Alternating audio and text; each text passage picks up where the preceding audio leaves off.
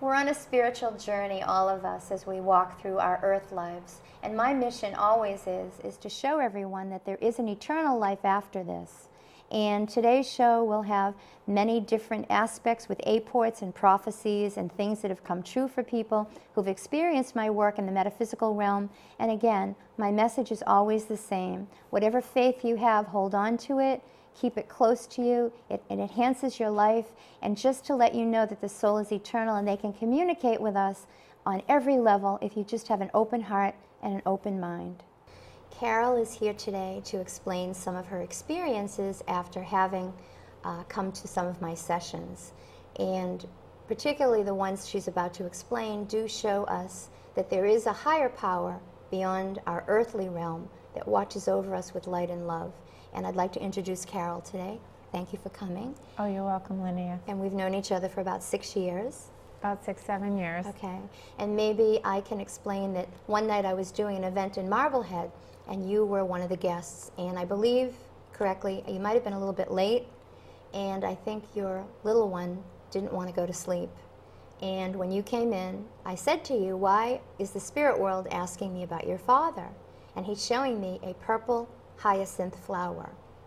Yes, I had found this flower on the floor the night that I was attending one of your groups. It was one of the second ones I'd been to, and I'd had a particularly hard day that day, and I was looking for a sign from my father because I knew I was going to see you, and I just thought to myself, you know, just something to let me know that he's watching over me during these difficult times.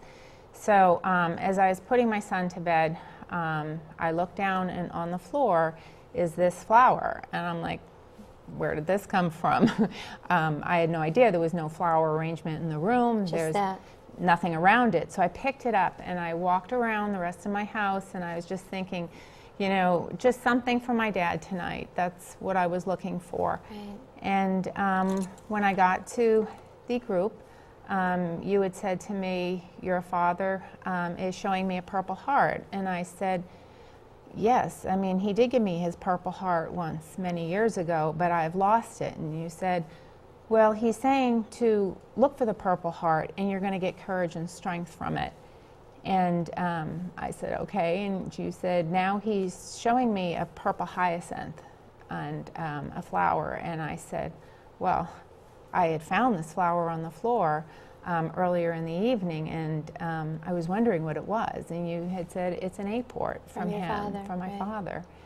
So, were you happy when you heard that? Were you comforted to know that he was able to speak to you? Absolutely comforted. Okay. I mean, to be able to connect with my dad again after him being gone and knowing that he's watching over me is such a gift. It's such a gift. Thank you. And now on the Purple Heart, it was a medal that he received, and he said for you to look for it. And what happened then? Well, I had actually lost the Purple Heart. I had done some renovations in the room in the office that it had originally been in, and I hadn't seen it in 2 years. Mm-hmm. So, you know, when I went to look for it the next day, because you told me to look for it, I walked in the office, and there it was in its box on my bookcase. And the first thing I did was, when I walked in, was saw that box, and it was not there before. That's called materialization. And sometimes you will lose something, or you're looking for something, and the spirit world will have it appear in front of you. And I'm going to say that from what you're explaining to me, and you have been so kind to come here and do this for me and for everyone, I'm going to say that that was your father's way of showing you the symbol of the flower, which I mentioned before you told me, mm-hmm. and then for you to find his medal. Mm-hmm. I think he put it there to show you the eternity of the soul. I believe he put it there too. I do too. And now we have something that is very extraordinary, and I'm so thrilled to have the opportunity to share your experience with many, many people that will see this. And I've long maintained that sometimes when we ask for something, either through God or through a saint, they will hear us and they will answer our prayer. And I do remember coming to your house, and I particularly remember the beautiful dog that was lying on the side of the room. And I was drawn to her because I've always loved German Shepherds. You were kind enough to tell me that the dog had had some hearing difficulties, and as a side effect of the medication, the nerve endings to the hearing apparatus had been destroyed. And naturally, the dog was having a hard time adjusting to that.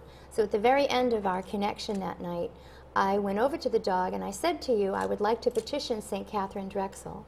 And St. Catherine had brought my mother out of a coma for me, and she's attributed to having restored hearing to 3 children. And that's why she's a saint. The miracles happened. So we prayed with your beautiful dog, and now you can continue what happened after that. Yes, we did. And you had told me that over the next week to 2 weeks, I might notice some slight changes, noticing some hearing coming back. And I was a little skeptical about it because it's kind of out there, and I had told my children and some of my friends. And so I noticed gradually over the next couple weeks, you know, if people came into the house, she was all of a sudden barking again. When I would say her name, because I never gave up saying her name, even though I had known that she had lost all her hearing, and which was confirmed when I took her to a veterinarian and we did some hearing tests on her. So I'd call her name Anika, and she was turning around and looking at me. So I was able to then go ahead, take her out, go for a run, because she was a little slower than me. I was able to call her name and tell her to get over when there was a car coming. And you know, I had other people who were starting to notice, well, Nika's hearing. She's looking when we call or when people come in the room. So it was a great gift for me because, you know, I had had this dog for 12 years, and to have her lose her hearing was devastating because they rely on their hearing as shepherds to protect their family. Plus, you live on a farm. So I'm going to say, being unable to hear, the poor dog must have felt very lost, but she maintained her hearing until her passing. She did. She did. Isn't that beautiful? St. Catherine heard us. Yes, she did. St. Catherine heard us. So I always advise people, when all hope seems to be lost, it isn't. You follow your veterinarian, you follow your medical people, you always go with that. But you can also have the added ability to petition a saint or to petition God, and to say, please hear my prayer, answer me. And with this beautiful animal, you can hold the picture up, and we can show it maybe over here. You can hold it because she was yours. And when did she pass away, your dog? She passed away 2 years ago in June. Sorry. And the thing is that her quality of life was improved simply because Catherine Drexel, again, St. Catherine, heard our petition. Yes. And she restored her hearing. Yes, she did. So thank you. Thank you for bearing witness to that. Thank you. Thank you. And we have a beautiful story, and this one has such a success to it. Maybe you can explain it, because this is phenomenal. This is another shepherd of ours. His name is Bullet, and he was missing from the farm for about 2 weeks, and I was devastated that he was gone, and I was fearful that he had been hit by a car or, you know, something bad had happened to him. So I started emailing you, Linnea, and you were telling me, we were going back and forth in the email, that you had seen him, that Catherine Drexel was holding him, and that he was actually safe.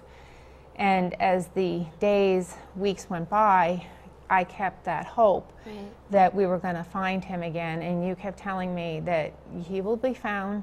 It'll be a large white house, very, very large white house, you said, with a very long driveway, and you said you saw a lot of stone, slate, and sure enough, 2 weeks later, we found him, and he was turned to the police by a person who lived out by the ocean in a very large white house.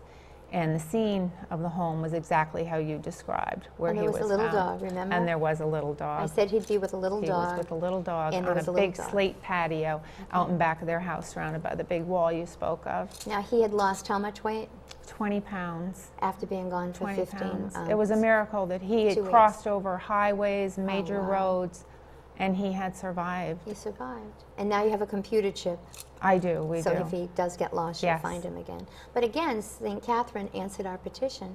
St. Catherine Drexel answered our prayer. And if you could give the situation where, when I first met you, I saw the woman who was a nurse, if you could explain that.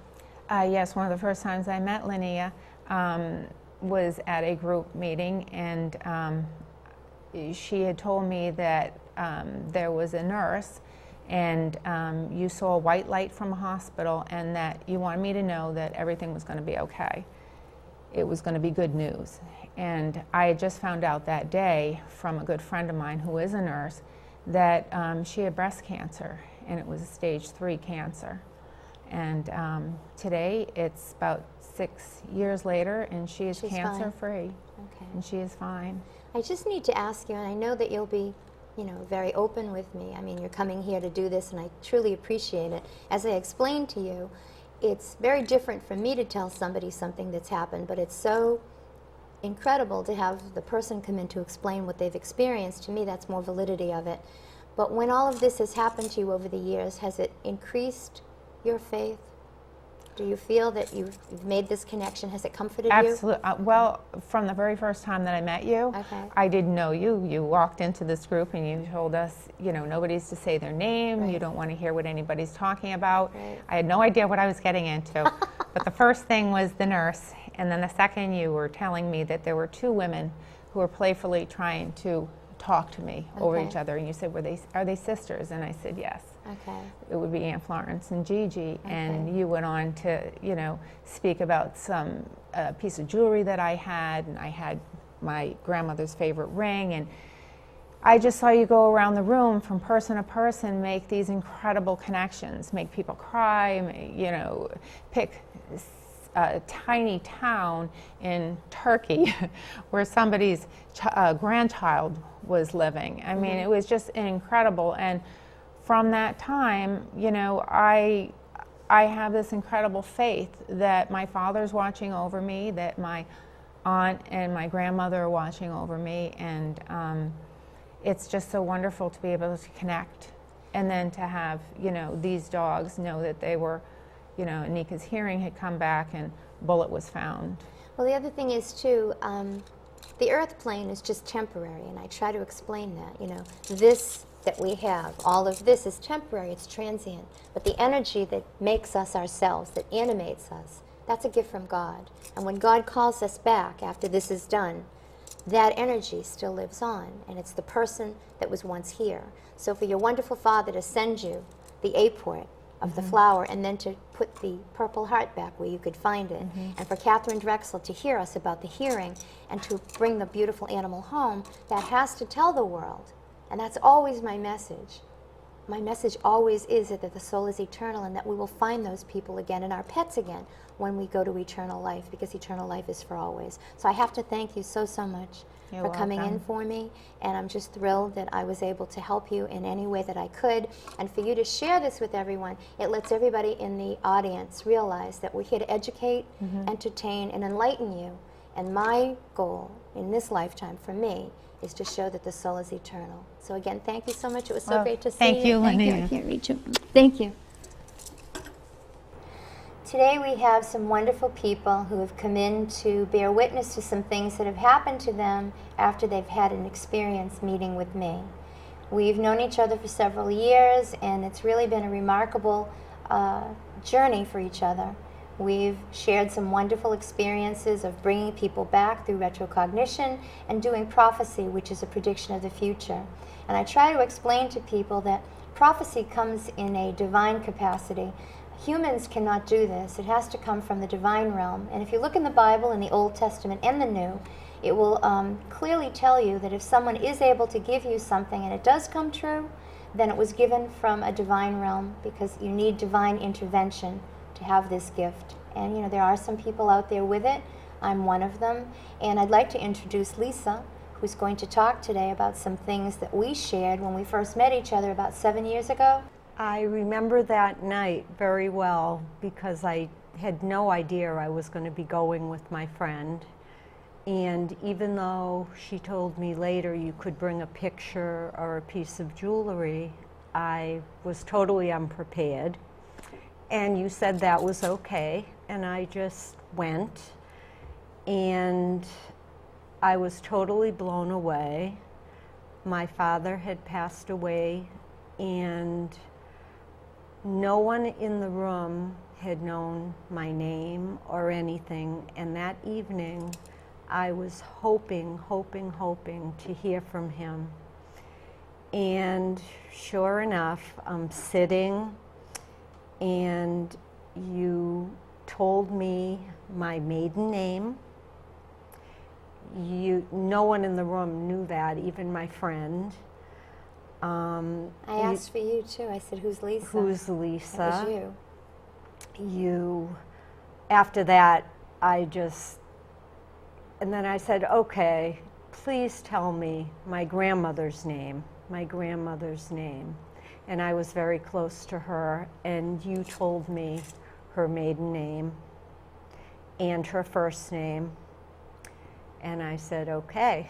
So I think that opened up a journey for us, because since that time, we're really very good friends. And that usually is what happens in this work. Usually when you meet somebody and you're able to give them, the retrocognition of the past and give them the future, the barriers are broken, and the person and you seem to have a wonderful spiritual connection as well. And I think there was a period of time where you were looking for a home, and I think you can explain that. Well, I had been looking at condos, and they all sort of look alike. This one in particular was dark wood, and I put a down payment on it, and I was hoping to hear that I was going to get it. And you had said, that's funny, I see you in a white house, red shutters, and I see woods in the background. And I said, okay. And I live in a white house with red shutters, with woods in the background. And when I saw this house, I knew that this was for me. Your father, too, I think your father, Morris, that's the name I got, Morris Rubin, that was his name. This is his lovely wife, Bertha. And I think he comes through loud and clear, and he even does some phenomenon at your house, and that's called spirit communication. Do you want to explain how he communicates with you through the electronic system? I would love to. Okay, great. Well, the first time, I know we had smoke detectors, and the batteries are brand new, and they're working fine. And it goes off at any time and every time. So I said, I better check this, and I put new batteries in and made sure it was working. And then I said, oh, that might be my father. Maybe he's trying to communicate. So another time, I had been in her room, and I said, let's go watch TV in the other room. So I come back in and make sure she's coming. And I said, why did you turn the TV on in here?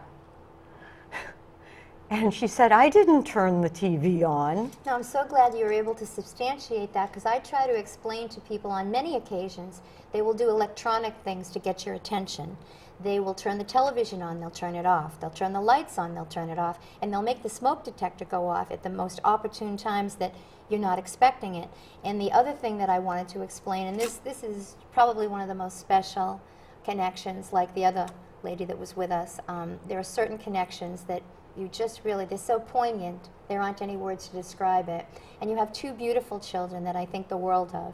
Your beautiful daughter, who's 23 now? 24. 24 now. And your wonderful son, who's 26. Mm-hmm. And I know when your son graduated, I gave him a graduation gift, but I gave him a future reading as a special connection for him. And I told him, I said, you're going to marry when you're 26 years old. And he was like, okay. And I said, you're going to marry a very lovely woman, and I hear the name Becky. And he went, okay. He said, I don't know a Becky. I said, but you will. And I said, your name and her name will be very, very connected, and they'll be twins. There'll be twins in the family that have skipped a generation. And now you can explain the beautiful event that we went to on July 17th, and what was the marriage between?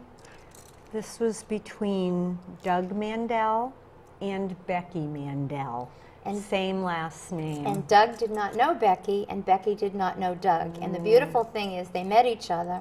her first name was correct, and the two names do make a connection. They're not related. And when I met her wonderful parents at the wedding, which was very emotional for me, it was just very emotional to see all this come true. It's very overwhelming to say something, and then you see it, and you sit there and you think, oh my gosh, there is this divine connection that told us this would happen. So I'm always stunned myself, believe it or not. I'm always stunned when things come true, because I look and I think, oh, it came from God. Now, when I met her wonderful parents, they were very intrigued with this. And the father was kind enough to say to me, we're so intrigued, he said, because his mother was an identical twin, and his wife's mother was an identical twin, and has skipped a generation. So he said to me, how long do you think I have to wait? And I said, well, I'm going to say within a year. So And again, I think they're a very happy couple, and the names completely matched. Am I correct? Yes, they do. And in fact, before we even knew her last name or anything about her, he never showed me anybody's picture that he was going to meet. And he showed me hers. So I knew there was something special coming. And the other thing is with Bertha, you're the star of the family. So I'm just going to say, you know, beautiful, beautiful grandmother to your beautiful grandchildren, your mother, your lovely daughter. And I was just going to say that out of everybody that's been the most thrilled, I think it has to be you, because you know that it was Morris that has come back to show us the wonderful things that have happened to your daughter and the wonderful prophecies for your beautiful grandchildren. And I think if anyone is going to be thrilled beyond belief, I think it will be you when these baby twins join the earth plane. And I have seen boys, I've told you that. And you did say to me, how soon did I think it would happen? And I mentioned a honeymoon baby. And honeymoon babies usually come from the day you're married to the anniversary of your marriage. So I'm going to say in the next year, we have to watch and wait for the wonderful news that your beautiful granddaughter-in-law is going to be sharing with everyone, that there will be a new baby, 2 new babies coming onto the earth plane. Thank you very much. Thank you very much. Thank you. And again, we have to do it Thank again. you, Sorry. Linnea. There you go. Thank you. I want to thank everyone who has shared their experiences with our audience. I want to thank the Saugus Community Television for enabling us to present this particular subject matter for you.